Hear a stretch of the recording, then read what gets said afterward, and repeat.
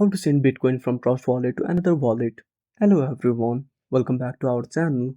So let's dive right in without wasting any time. Also make sure to watch this video till the end.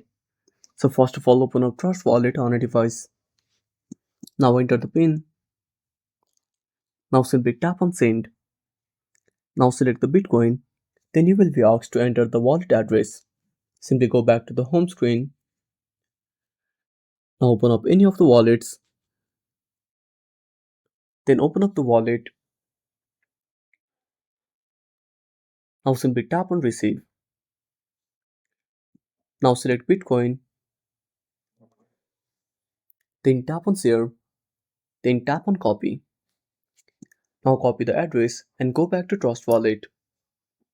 Now paste the address here and select the amount and tap on send. And that's it.